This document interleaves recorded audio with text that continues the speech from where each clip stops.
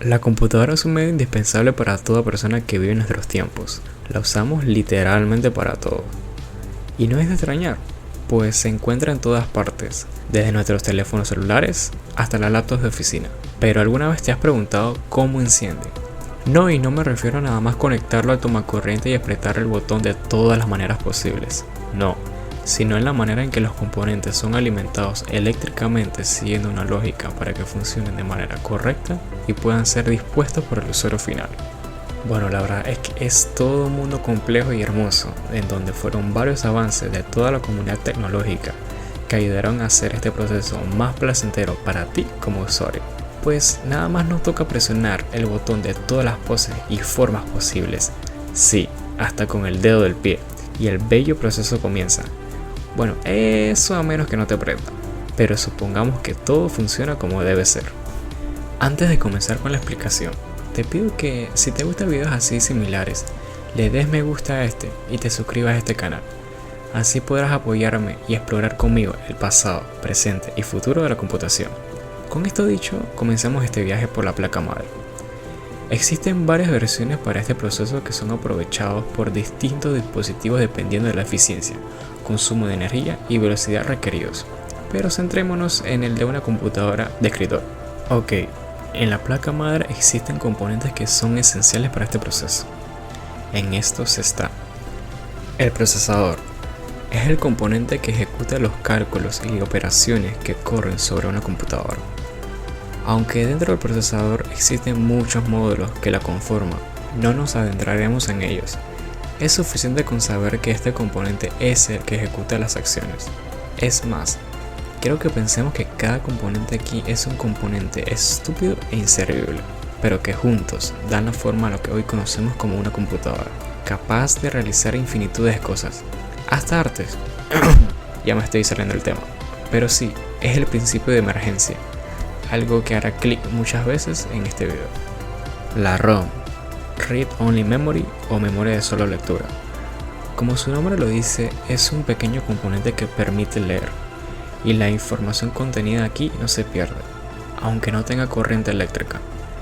Aquí está contenido el firmware de la placa madre. Para introducir este término, el firmware es un pequeño programa que sienta las bases lógicas de bajo nivel. Estas bases controlan los circuitos electrónicos en los que está guardado, es decir, están integrados con la electrónica del mismo. Por lo tanto, usualmente, cada placa madre tiene su firmware distinto. Esto es porque los circuitos de cada modelo de placa madre pueden estar conectados diferentemente. La RAM, la Random Access Memory, memoria de acceso aleatorio. A ver, ¿quién no conoce la RAM? Creo que es el término que más se conoce en todo este mundo. Esta es una memoria en la que puedes acceder en cualquier orden, es decir, permite que los datos puedan ser leídos y escritos en casi el mismo tiempo en cualquier ubicación de la memoria. En simples palabras, es rápida para operaciones de lectura y escritura, pero tiene una desventaja, que en el momento que deje de pasar corriente por este dispositivo, toda la información que contenía se pierde, por lo que es útil para alojar datos de programas que se ejecutan en la computadora. Unidad de arranque. Este es un término bastante general que describe todo componente como medio de almacenamiento y que tiene, pues digamos así, cierta estructura que permite el alojamiento lógico de información importante. Es utilizado en este proceso para alojar el sistema operativo. Agrandemos la vista y veamos el estado actual de la computadora. Ahora mismo la RAM no contiene ninguna información, por lo tanto el procesador no puede ejecutar nada. Es más, ¿dónde están las instrucciones que debe ejecutar? Recuerden que en este punto cada componente en su esencia es inútil a menos que lo combines todo.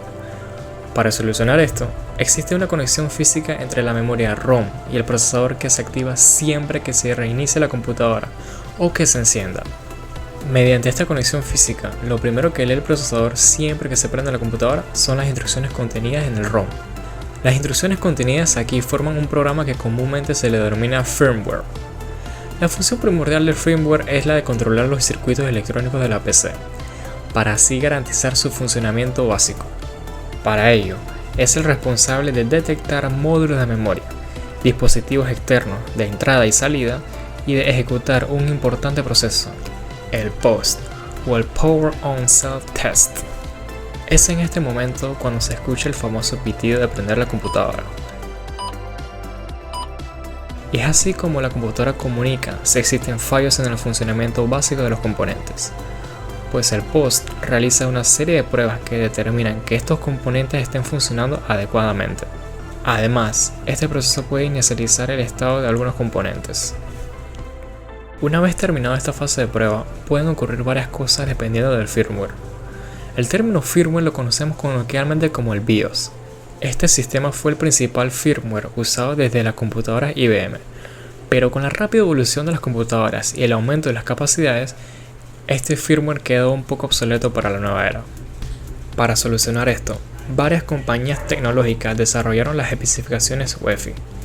Estas especificaciones dictan la arquitectura y proceso en el que interactúa el firmware con el hardware y el sistema operativo en el encendido de las computadoras. Con esto en mente, profundizaremos en el proceso que ocurre en el BIOS, pues bueno, aunque tiene sus limitaciones que UEFI las cubre, es el tradicional y más simple de entender. Sigamos el hilo. Después de pasar el periodo de las pruebas, el BIOS va a ubicar el primer disco en la jerarquía de arranque y leer el primer sector de memoria que tiene un tamaño de 512 bytes, llamado sector MBR. Esta jerarquía de arranque es una lista de dispositivos con prioridad de arranque, pues bueno, dentro de una computadora pueden existir varios dispositivos de memoria, pero no todos ellos contienen un sistema operativo a bootear.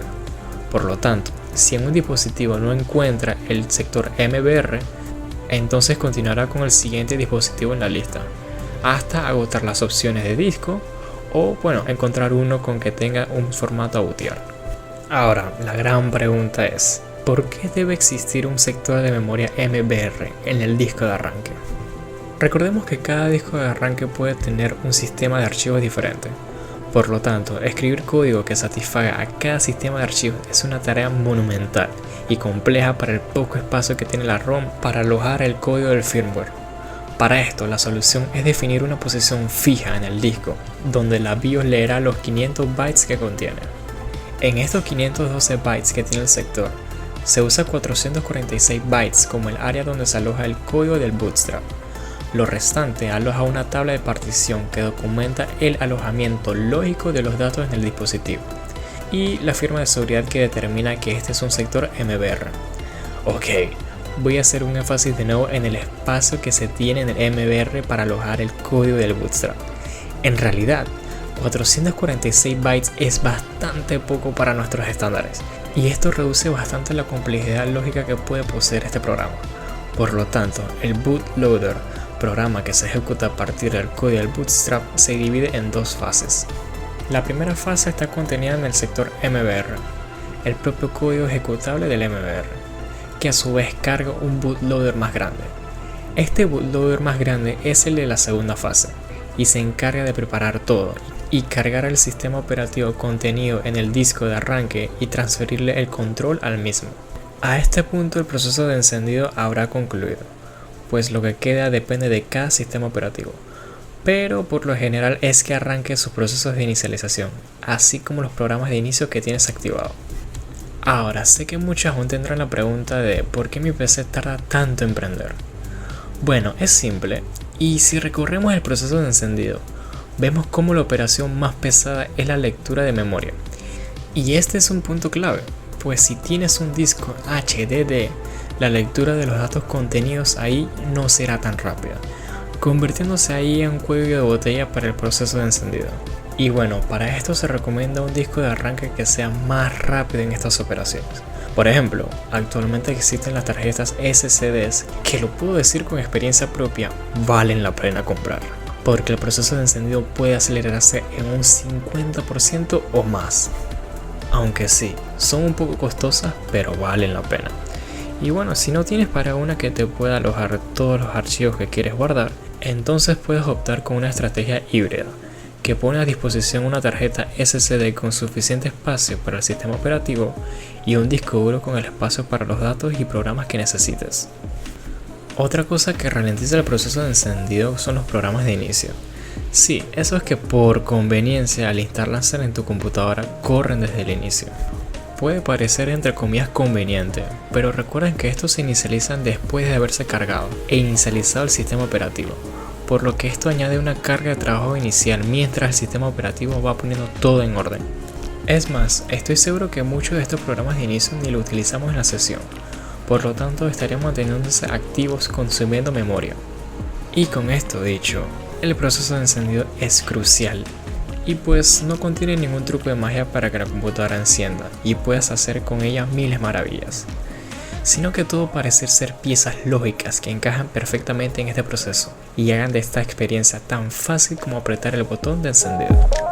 Hasta aquí el video y nos vemos hasta la siguiente abstracción.